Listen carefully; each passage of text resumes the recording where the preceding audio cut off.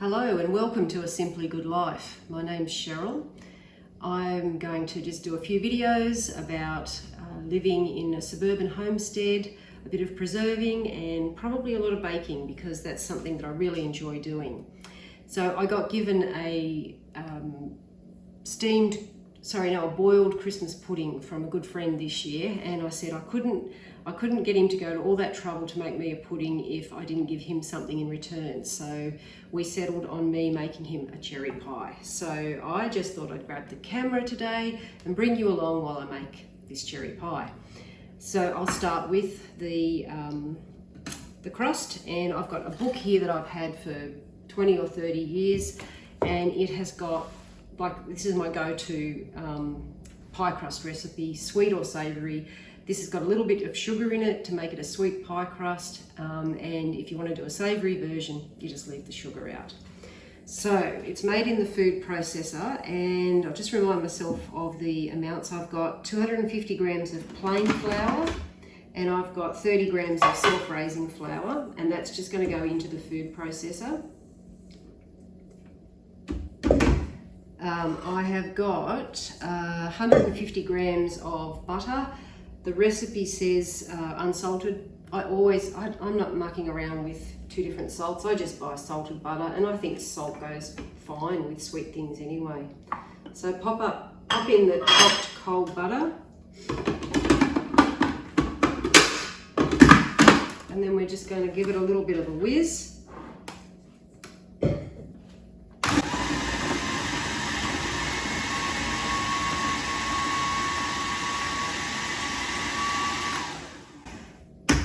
Okay, so the butter is chopped up and it's mixed through the flour. Then we're going to add 2 tablespoons of caster sugar. Caster sugar helps with a lovely colour on the crust and a little bit of flavour as well. There's 2 tablespoons of caster sugar in that. Just give that a really quick whiz as well.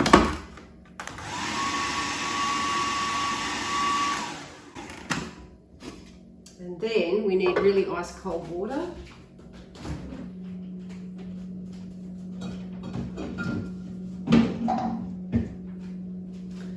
So the recipe says 4 to 5 tablespoons of cold water. I generally only find I need the 4 tablespoons. I don't think I've ever put 5 in. So I just do that every time and it seems to work. So we've got 1, 2, 3 and 4. Okay, and you just want to whiz that in the food processor until it just comes to a boil. A ball. God, I need another coffee. I've only had 1 coffee so far today.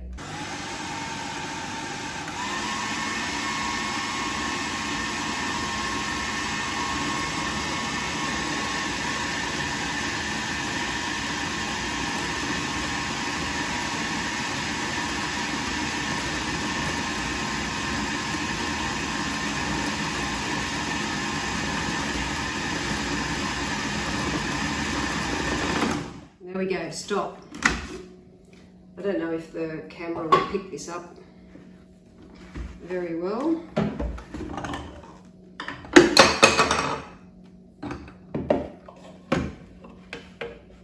But right there is the pastry ball. Okay.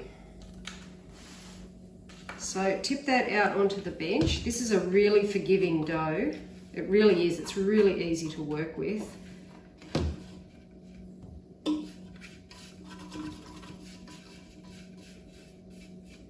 Tip that out onto the bench.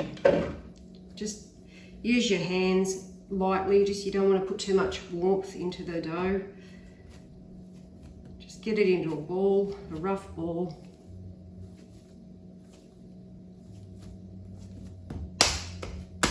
And I'll just grab a knife.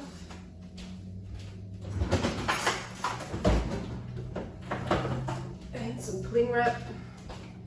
And we're just going to split this ball into roughly a third 1/3 and 2/3. So the 2/3 will be the bottom for the pie and the 1/3 will be the top. And make that into a disc so that when we go to roll it out, with any luck, we'll get a rough circle out of it. So I like to start with a circle if I want to end with a circle. Doesn't always work.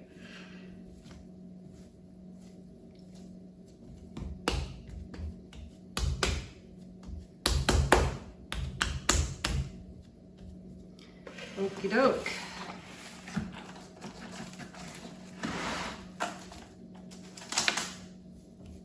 We're just going to chill this in the fridge while I start on the cherry pie filling. The cherry pie filling is just like so dead easy. Not my recipe, but I'll go through that in a minute. But it's just the recipe I use all the time. Okay, so I'll pop those in the fridge.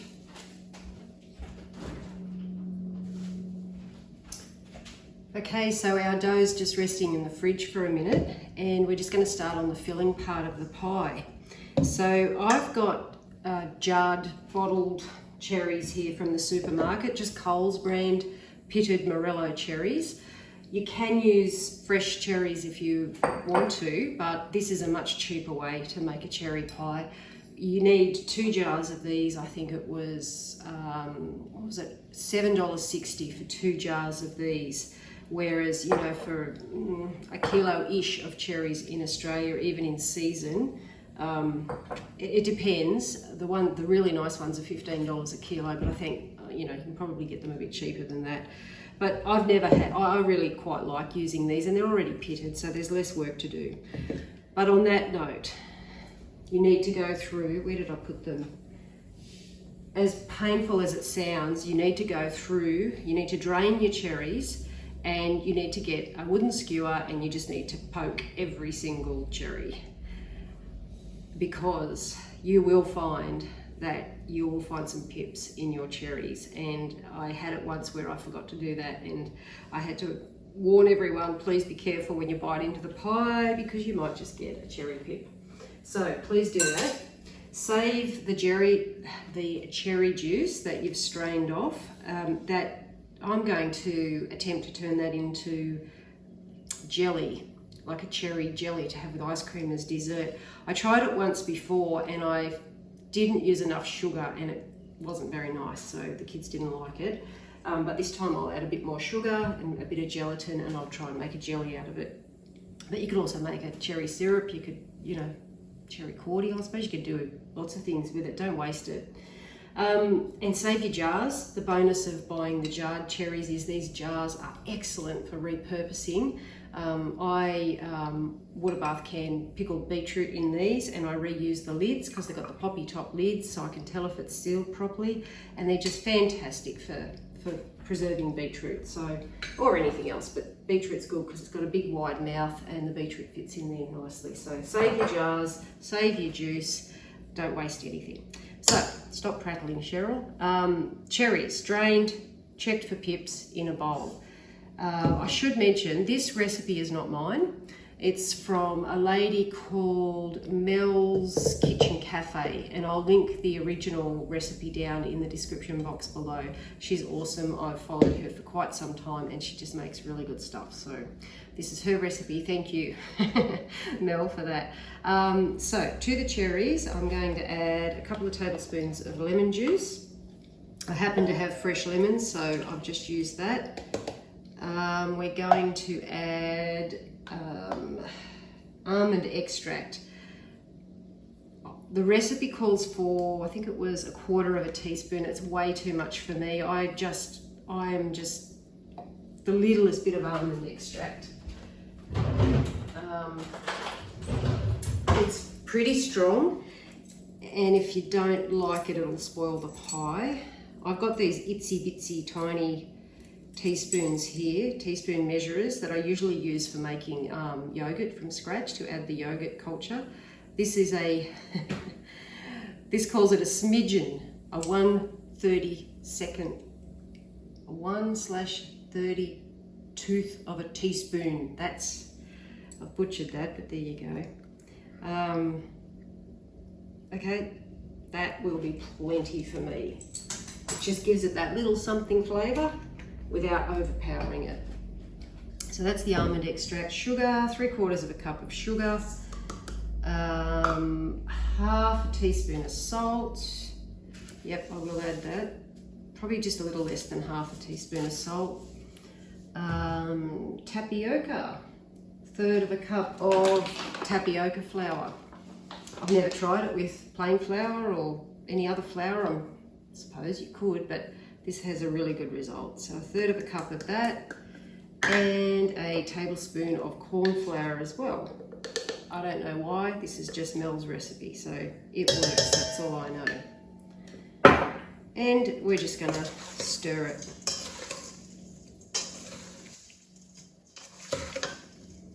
So if that's not the easiest pie filling you can make, then I don't know what is.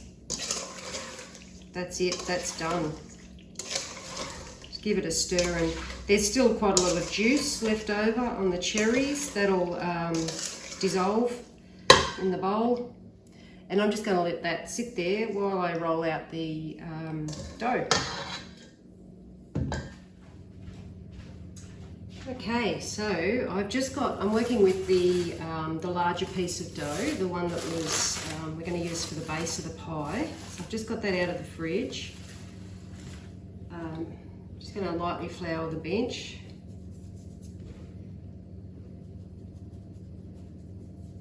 This is a good recipe too because you don't have to pre-bake the pie crust. You can just cook it from raw, which is wonderful.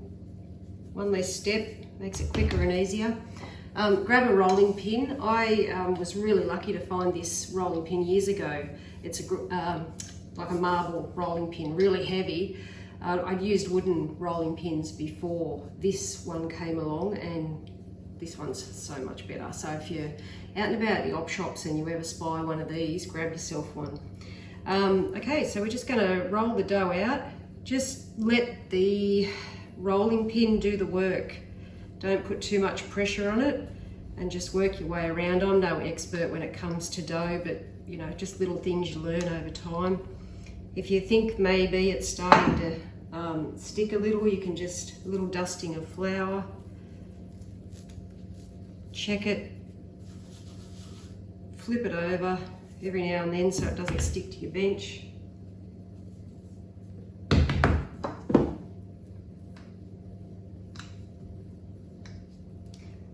I've got a 9-inch pie plate, so I think you want to go, I don't have one of those mats, those lovely little mats that help you know when your circle's big enough, but I just tend to eyeball it and I get there eventually.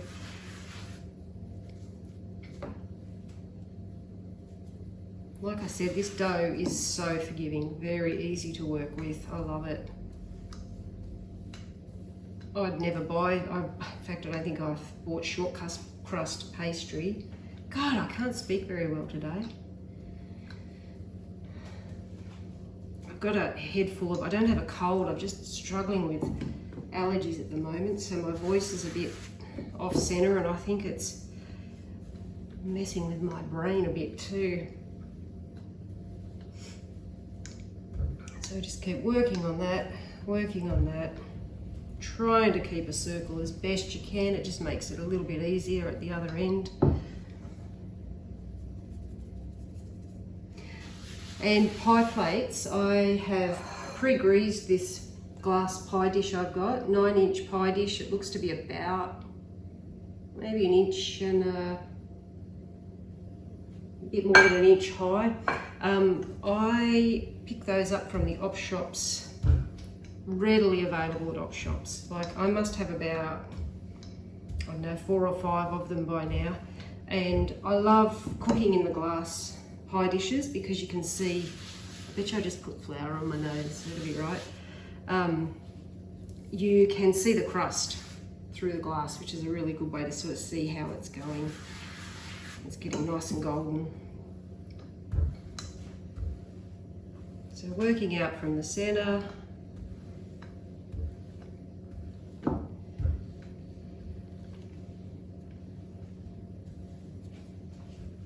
are we going? How are we looking? Oh yeah, I reckon that's got him. That's good. So yeah, grease the pie dish. I just think it helps with the colour of the crust. You know, the recipe doesn't say to do that, it's just something I've always done. Okay, so carefully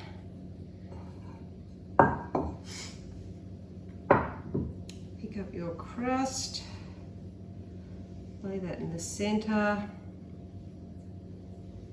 and fold it out. And gently press it down and into the edges. Just gently at first. We'll do this a little bit better a bit later on. Well, now actually. The oven is preheating to 200 degrees.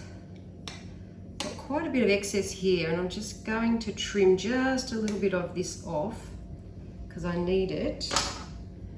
Make a ball with that and use that to start pressing just from the center, and then work your way around to the edge and make sure you've got some nice good contact with the glass pie dish and the sides. Okay. Don't worry about that overhang, just leave that for the moment. Grab the cling wrap that your dough was originally rolled up in. Just lay that over the top and pop this back into the fridge for a bit while we're waiting for the oven to warm up, and work on the top of the pie as well.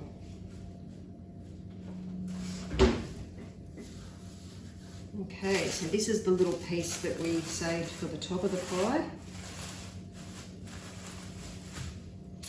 Yeah, probably be big enough. No, I'll work this little piece into it. Waste not, want not.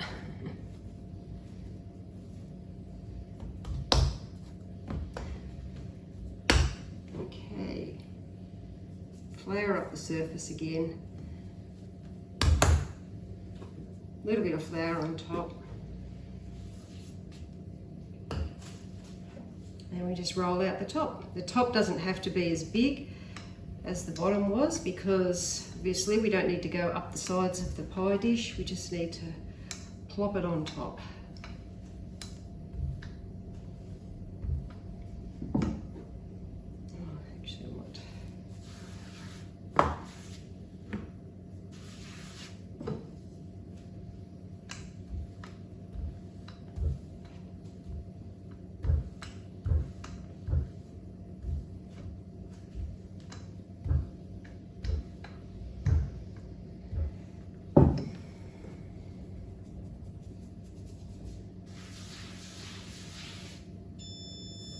Oh, there goes the oven.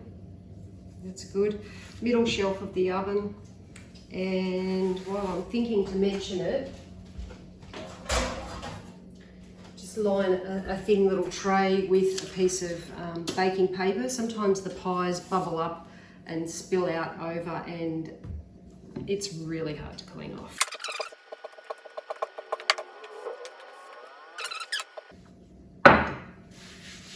Alrighty. I'll grab the pie out of the fridge.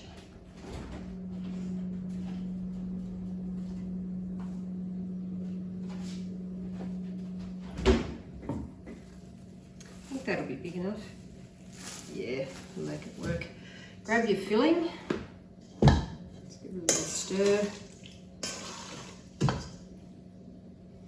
I hope the camera can catch this. I'll just try and do it over here. Pour your filling into your pie dish. Sorry about the noise, I should have used a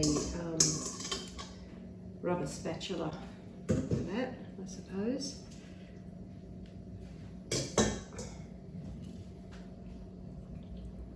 Alrighty. Jiggle it all down, squish it all down. So obviously the tapioca flour and the corn flour is going to thicken the pie up beautifully, I might add. And so even though it looks all watery and manky right now, it'll be fine. And I'm just going to dot the yeah, I will. I'm just going to dot the top with a little bit of butter.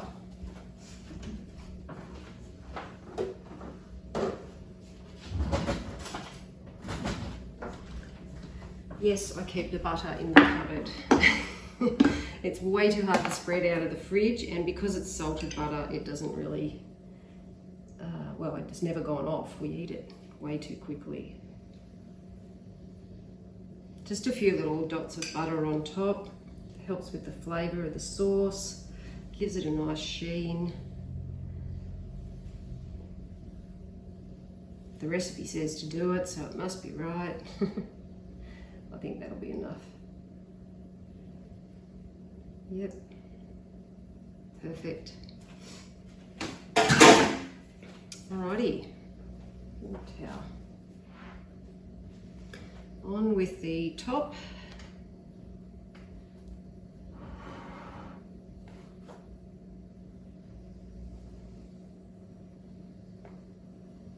Just lay it on, don't stretch it. Don't be tempted to stretch it. And I hope the camera picks this up, but I'm going to just do the overhang. See how there's overhang on both sides? I'm just going to, besides just cutting that little chunky bit off, just trim it just a little bit. Don't worry about what it looks like. Trim it up, and then I'm just going to tuck it under like that, all the way around. I'll give you a nice thick edge to work with. Roll and tuck.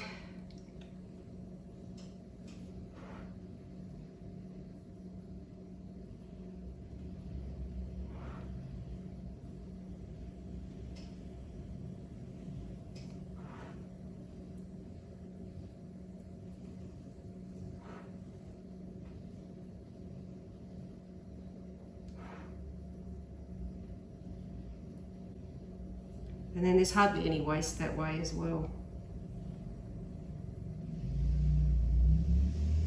I am not a fancy pants pie decorator. You get what you get. It's about the flavour, not the appearance in my book. Some people go to all the trouble of doing beautiful, and they look beautiful, leaves and different flutings around the edge.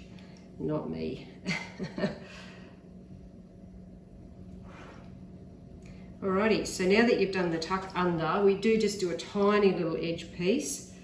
Do it any way you like. I just tend to just do this sort of caper like that. 2 fingers and your middle finger. Sounded bad. And 2 of your fingers on the other hand. And just squeeze and push and press and make a little fluted edge.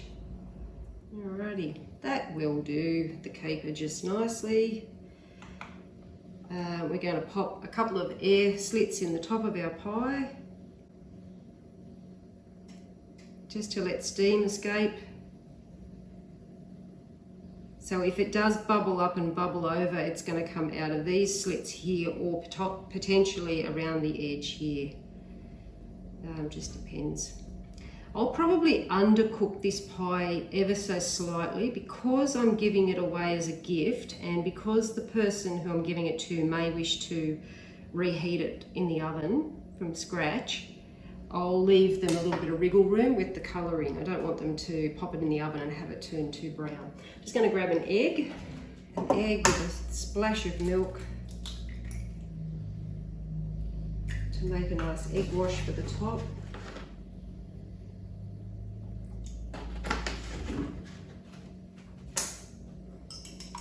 Okay, so just mix up some egg and some milk.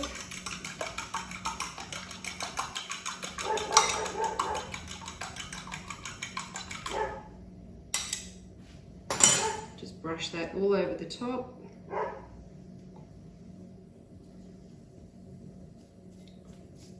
Give it a nice colour.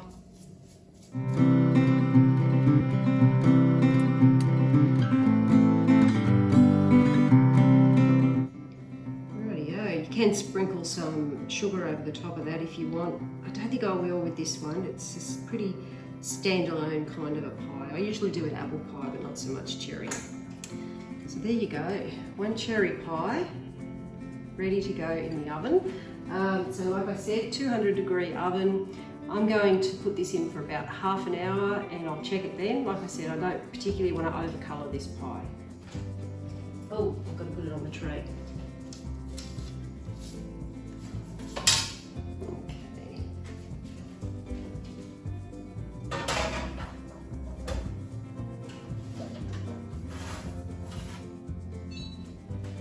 It'll probably need a lot longer than that, but that's just my starting point to check, to remind me to check on it. And I'll bring you back when I'm taking it out of the oven.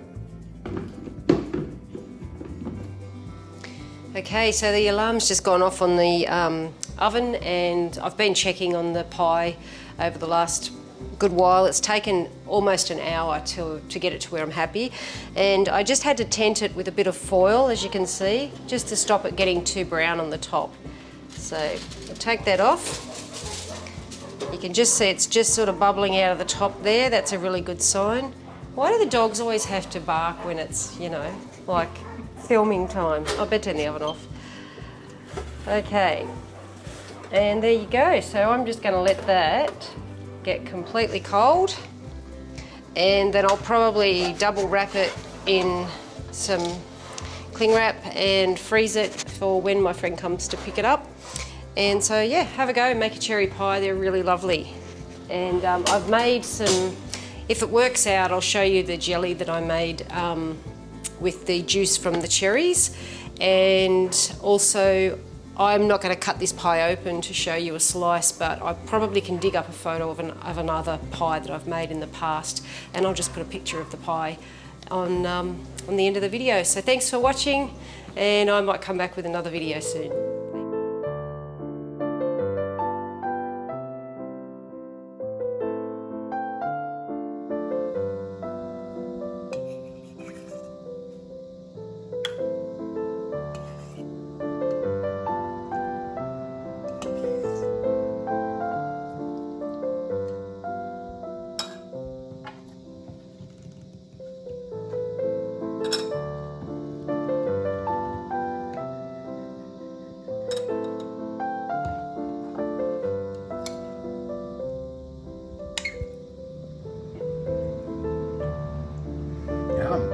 Oh, that's good.